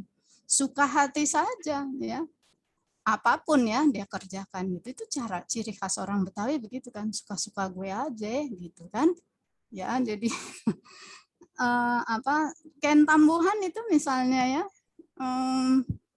tadi saya sudah ceritakan ya bagaimana tuh permaisuri kan diusir ya ketika Ken Tambuhan dibunuh ya, tapi kemudian bisa dihidupkan kembali. Ketika hidup kembali, permaisurinya tuh kan diusir dari istana gitu ya. Dia tuh cuman pakai kemben ya, jalannya masuk dari satu kampung ke kampung yang lain, cari makan di empang ya gitu. Jadi suka-sukanya dia aja untuk menggambarkan situasi betapa nasib buruknya si permaisuri itu. Tapi Ken Tambuhannya baik. Dia anggapnya ibunya, permaisuri itu sebagai ibunya. Jadi dia rangkul kembali itu ibunya, dibawa kembali ke istana gitu ya. Entah istananya di mana gitu. Ya, jadi ini khas Betawi, khas Bakir ya. Kemudian ini ada pertanyaan, selain salinan lain, apakah Bakir mendapat akses yang cukup untuk menyalin naskah-naskah tersebut? Atau memang, oh iya, naskah hikayat Panji itu, cerita Panji itu cerita yang disukai ya, karena cerita romantis di situ ya. Di dalam, kalau yang di versi lamanya itu kan ceritanya panjang sekali ya. Jadi memang termasuk salah satu cerita yang disukai, tapi ketika masuk ke tangan Bakir itu ya latarnya berubah, cara penggambarannya juga berubah ya, ala Bakir gitu. Ya. Kemudian ini pertanyaan dari Mira Setiawati. Saya ingin bertanya, apakah semua tempat yang disebutkan dalam naskah Bakir selalu menggunakan latar tempat yang sebenarnya, atau adakah yang berupa karangan saja? Ya, dalam kalau di dalam syair Ken Tambuhan itu ya penggambarannya itu ya penggambaran situasi saat itu. Itu jadi contohnya begini, Ken Tambuhan itu kan dia sebenarnya seorang putri raja yang hilang, kemudian sampai satu ketika dia bisa masuklah ke kelompok istana itu ya. Dia menjadi salah seorang bagian dari dayang-dayang di situ ya. Itu penggambarannya itu adalah Ken Tambuhan itu bersama teman-temannya duduk di taman, tamannya itu diberi tembok, kemudian ada penggambaran bagaimana tidak seperti di istana begitu ya situasinya ya. Di situ ada pot-pot kembang gitu ya. Jadi sudah khas Bakir gitu ya. Kalau dikasih soal istana, cerita istana mungkin nggak laku ceritanya dia ya. Karena udah nggak masuk tuh dalam kepala orang-orang di abad itu tuh cerita istana lagi. Itu sudah tidak istana sentris, tetapi ini sudah ke bagian hidup yang dekat dengan kehidupan kita sekarang ini gitu ya. Saya lupa penggambarannya tapi kira-kira begitu ya. Jadi si Ken Tambuhan itu pandai menenun di situ ya, duduk beramai-ramai dengan teman-temannya gitu ya. Bukan di istana tapi di satu rumah ya, tapi ada temboknya. Jadi artinya itu rumah yang bagus juga ya. Gitu ya. Jadi lalu di sini ada pertanyaan, lalu fokus penelitian naskah Bakir biasanya dalam hal apa? Macam-macam ya. Untuk penelitian Muhammad Bakir itu ada yang mengambil konsep keislamannya yang dia tulis di situ. Contohnya itu misalnya disertasinya Pak Purwodaksi itu ya. Dia mengambil teks hikayat Muhammad Saman, yaitu dia bandingkan ya. Konsepnya seperti apa. Ternyata kalau udah soal Islam juga Bakir nggak berani berkutik, nggak bisa diubah-ubah. Ya, meskipun dia cara menyajikannya itu memang ada khas Betawinya. Ya. Ini dari Ahmad Sultan mengenai penyewaan naskah, apakah terdapat usaha lain yang ditunjukkan oleh Muhammad Bakir dalam tulisannya agar mau menyewa? Ya, Muhammad Bakir hanya menyebut-nyebut saja ya bahwa dia sangat perlu untuk naskahnya itu dibaca, disewa supaya dia bisa hidup ya. Tidak ada cara khusus ya, tidak ada benar, tapi dia selalu hanya mengingatkan ya. Pokoknya tolong saya dibantu baca naskah saya, sewanya 10 sen semalam, gitu saja ya. Tapi dia jelaskan ya, saya miskin, saya perlu uang untuk menafkahi anak dan istri. Itu tuh rumusannya selalu begitu. Jadi tidak ada cara yang lain, ya. Ya, Baik, iya nih mungkin yang di atas nih ada dari Putri Melina, mungkin nanti bisa digabung ya Bu ya. Izin bertanya, apa Masjid Langgar Tinggi di Pekojan juga tempat Bakir menyalin naskah. Terus ini dari Bu Titin ada juga 3 nafsu amarah, lawamah, dan mutmainah diabadikan dalam Al-Quran. Pertanyaan saya tentang nafsu sawiyah, apa maksudnya, positifkah atau negatif maknanya, mengapa disebut filosofi orang Jawa gitu Bu. Nah ya, nah Ya. ini saya jawab yang ini dulu ya, Baik. yang Putri. Apakah Masjid Langgar Tinggi di Pekojan, Jakarta Barat juga menjadi tempat Bakir menyalin naskah? Enggak, ini agak lain ya, yang Masjid Langgar yang di Pekojan itu nama, saya lupa ya namanya ya, tapi dia ini tempat khusus untuk orang-orang yang berasal dari Arab, ya. Setahu saya di itu, ya, Pekojan ini bukan tempatnya Muhammad Bakir, ya, bukan. Jadi Muhammad Bakir itu di yang sekarang disebut sebagai Gang Kingkit itu, ya. Mungkin Mang Yaya kenal, tahu Gang Kingkit itu? Masih ada? Ada Bang Yahya, silahkan Bang Yahya. Boleh memberikan pendapat. Iya, masih ada ya. Dia memang sekitar kawasan situ ya. Jadi kalau Pecenongan itu kan jadi memang ada ternyata dari uraian Ibu yang saya sangat cintai ini, Ibu Dewaki ini, ternyata dari uraian itu ada 2 langgar tinggi ya ternyata. Ya, Nah, ya, jadi 2 langgar tinggi. yang di sini kan Pecenongan. Pecenongan itu memang lebih kepada kawasan banyak Tionghoa di situ ya. Ada Batu Cepeng, kemudian ada Gang Kingkit segala macam, itu memang kawasan-kawasan di situ. Jadi ada dua langgar tinggi. Dan langgar tinggi sekarang masih ada di Jakarta Barat kan ya. Masih ada sampai sekarang disebut langgar tinggi juga. Dan yang ingin saya tambahkan misalnya memang ternyata cerita wayang dan munculnya wayang kulit Betawi itu memang sangat disukai oleh masyarakat ya. Dan dugaan saya yang dipinjem-pinjem dari Muhammad Bakir ini, hikayat-hikayat itu, mungkin juga ada orang yang menyampaikannya ya Bu ya. Jadi nggak mungkin orang yang menyewakannya itu dia baca sendirian. Karena langgar-langgar itu, fungsi langgar itu kan salah satunya bagaimana hiburan. Biasanya kita habis sembahyang maghrib kita menunggu isya. Itu biasanya kalau habis ngaji itu maka disampaikanlah dulu. Kalau di kampung saya itu ada Ma'aji Simah namanya. Dia senantiasa menyampaikan hikayat misalnya Siti Aminah, hikayat lain-lain sambil menunggu waktu isya. Atau kalau masih ketagihan dengan cerita-cerita itu, maka dia akan membacakan ya Syekh Saman kah, siapakah, Syekh Abdul Qadir Jailani kah, siapakah yang disampaikan. Bahkan menurut dugaan saya, Ma'aji Simah itu dia tahu hikayat 1000 dongeng Bu ya. Ya, karena cerita nenek mawar itu dia suka menyampaikan itu nenek mawar. Nenek mawar yang anak yang garong kebo itu kan ternyata yang dituntun kan harimau gitu ya. Jadi begitu terus cerita-cerita yang salah tangkap orang, salah apa segala macam itu sudah diceritakan oleh Nyatu Wasimah, kita manggilnya dulu Nyatu Wasimah.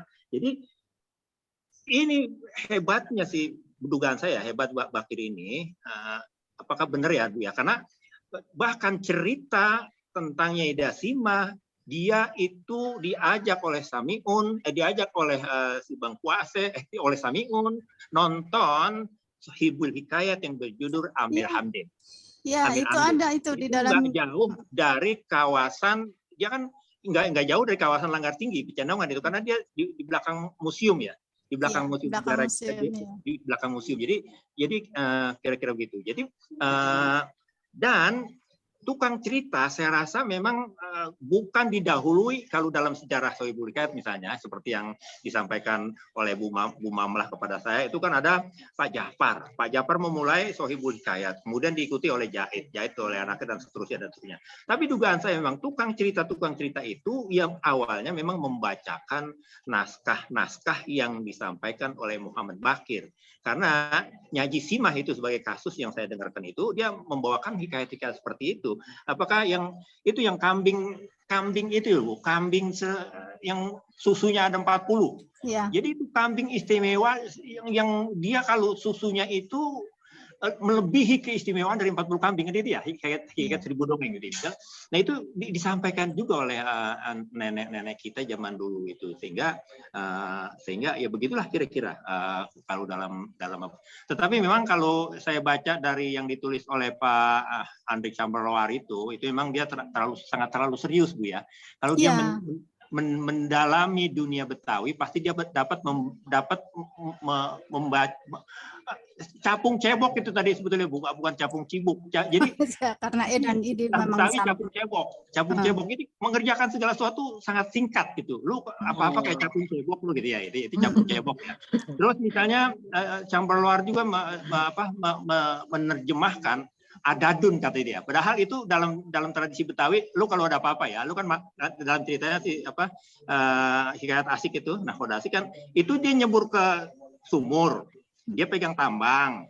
Nanti kalau ada apa-apa di dalam ini, saya akan kedet. Kedet itu kayak orang main lain, dikedet gitu. Kedet 3 kali dia, tapi artinya adadun, menghitung. Jadi memang ada beberapa yang ada beberapa lagi dalam catatan saya sudah membaca itu, dan wah ini Pak Chamberlain terlalu serius. Jadi kalau dia masuk dalam egalitarianisme orang-orang Betawi, dia pasti lebih cair lagi tuh memahami itu semuanya. Jadi kira-kira begitu bukan, Bu? Iya, jadi betul. begini, kalau taruh kuali rebus bidara, harum baunya tiada terhingga. Kalau ahli sudah bicara, hati sempit menjadi lega. Bang Yaya tarik, Bang. Lagi, Bang. Lagi bang. Ya, terus jalan mendaki lelah rasanya. Sampai di atas bersukacita.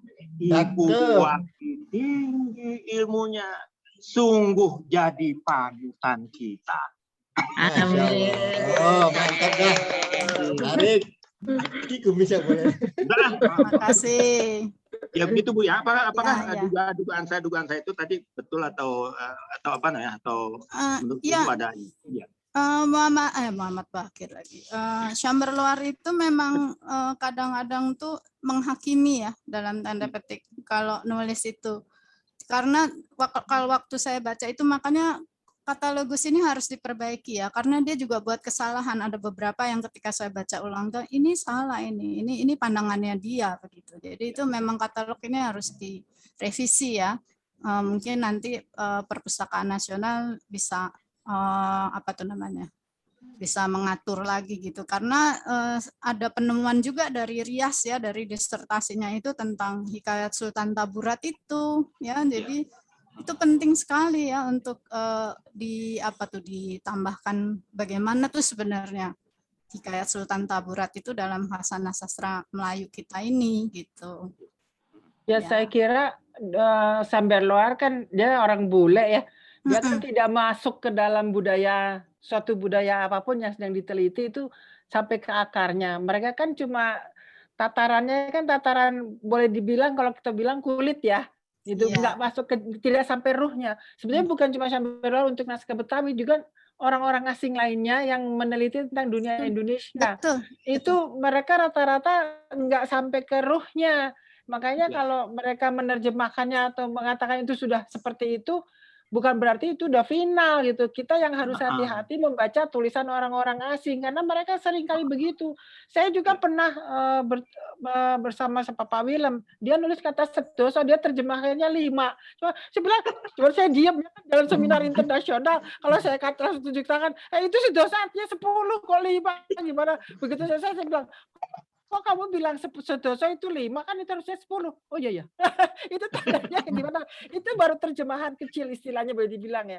Tapi artinya kita juga memang harus mengerti betul bahwa kita berterima kasih mereka membantu mengcover ya naskah-naskah kita, dunia budaya kita gitu ya. Tetapi jangan kita kemudian terpesona, oh dia pasti sudah super gitu. Tidak. Keunggulan mereka hanya karena mereka menguasai bahasa asing yang ditulis pada sumber-sumber sebelumnya gitu. Tapi kalau ruhnya dari naskah kita sendiri, kita yang paling tahu gitu loh. Jadi benar kata Pak Yaya tadi, dia bukan terlalu ilmiah, tapi ya memang dia nggak begitu paham gitu, masuk ke dalam gitu. Nggak ada konteks dia. Iya, nggak masuk, nggak sampai ruhnya gitu. Tapi kalau Ya. boleh ikut bicara itu titipan dari eyang saya, Eyang Hussein Jaidiningrat. Ya. Titipannya itu adalah harus ada orang yang mendampingi itu bule-bule waktu itu putranya karena tidak ada satu orang ahli pun dari luar negeri yang mengetahui budaya kita sebagaimana kita. Iya, itu makanya. Jadi benar sampai luar sama Dewaki gitu nanti dibantu. Nah, sekarang kan juga jadi artinya gini, semua karya-karya orang-orang bule yang sudah meneliti naskah-naskah kita itu belum artinya final, mereka perfect begitu. Kita punya kesempatan kayak apa yang dilakukan oleh Rias mengoreksi itu benar. Jadi kita punya kesempatan kan sebuah karya kita sendiri aja yang sama-sama orang Indonesia umpamanya masih punya kesempatan untuk dibuka untuk dikoreksi oleh orang lain kan gitu. Karena kan keterbatasan manusia itu penuh terbatas kan gitu. Ya gitu aja sih, tambahan komen aja. Ya. Ini masih ada pertanyaan lagi.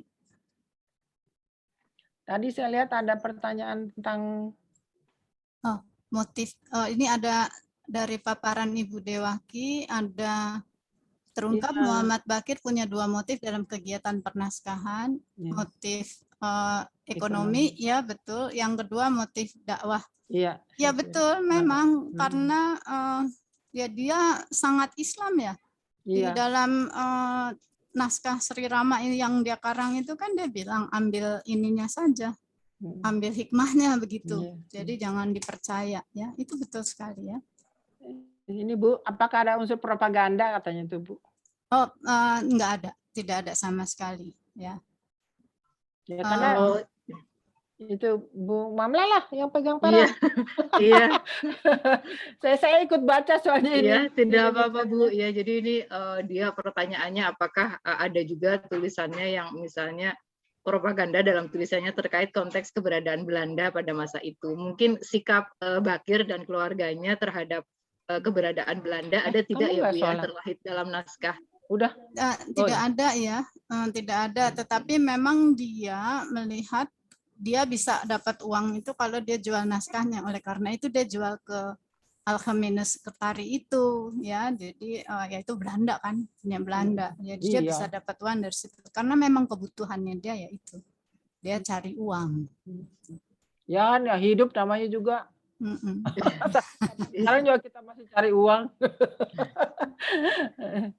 Iya. Ya baik. Jadi tidak ada ya Bu ya kritik misalnya ke Belanda atau mungkin yang lain-lainnya terkait keberadaan pemerintah kolonial juga sejauh penelitian ini belum ada ya Bu ya. Belum ada. Dia lebih concern, lebih peduli pada masyarakat di sekitarnya gitu karena yang untuk berbuat baik ya segala macam itu. Karena dia cuma satu motif ekonomi ya, dia perlu uang gitu. Jadi dia cerita yang baik-baik gitu yang bisa dicerna oleh orang-orang yang membacanya. Netral lah gitu ya. Iya, netral ya.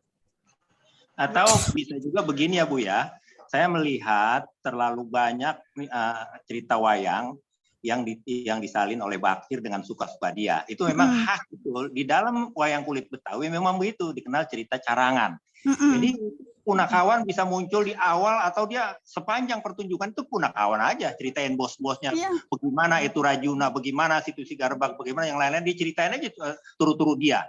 Jadi dia ngerumpi di istilah zaman sekarang.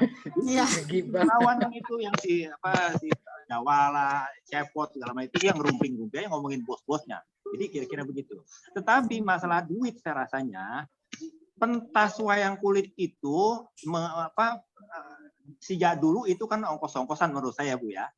Maka dengan begitu dia menulis itu dengan menyewakannya itu, maka dengan begitu ada penyeimbang bahwa cerita yang disampaikan oleh Bapak Dalang Wayang Kulit Betawi ini bisa disampaikan oleh Muhammad Bakir dengan cerita-cerita yang disalinnya. Jadi mungkin begitu kali Bu dalam hal perongkosan, atau memang barangkali dia jelas itu ya Bu, jelas menjadi pegawai Al-Khamina ya Bu ya.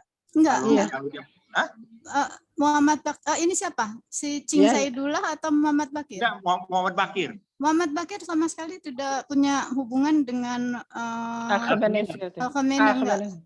Sama dia hanya sekali. menjual aja naskahnya. Dia menjual naskahnya ke sana dua seri ya, satu seri tahun 18 berapa, yang terakhir tuh setelah dia tidak aktif menulis lagi itu akhirnya dia jual itu.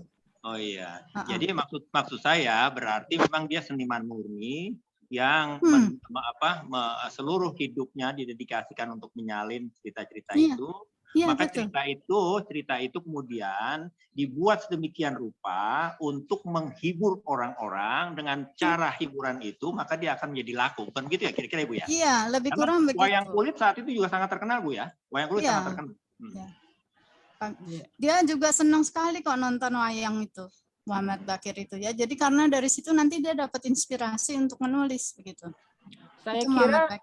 Saya kira kenapa dia tidak masuk ke Akhmeni itu sebabnya dia tidak ada promosi, ada apa, karena dia nggak ada ikatan secara bukan soal batin tapi secara balas budi atau apa begitu, karena dia tidak menjadi anggota dari Akhmeni Sekretari, dia bebas-bebas aja, dia jual naskah tapi dia tidak punya, kalau dia punya ikatan artinya dia di pegawainya Akhmeni kan dia ada semacam harus ada kewajiban promosi lah apalah gitu, makanya dia bagus ya, dia lepas dari itu, dia cuma bersifat sebagai penjual aja gitu. Iya. Ya. Ya, baik. Sepertinya semua pertanyaan sudah terjawab ya Bu ya. Terjawab ya. Ini ada tanggapan dari Fajriah ya. Ya, saya setuju ya. Gini justru karena dia menjual naskahnya ke perpustakaan itu naskahnya terselamatkan ya. Itu betul sekali ya, betul sekali. Jadi kita punya dokumentasi ya untuk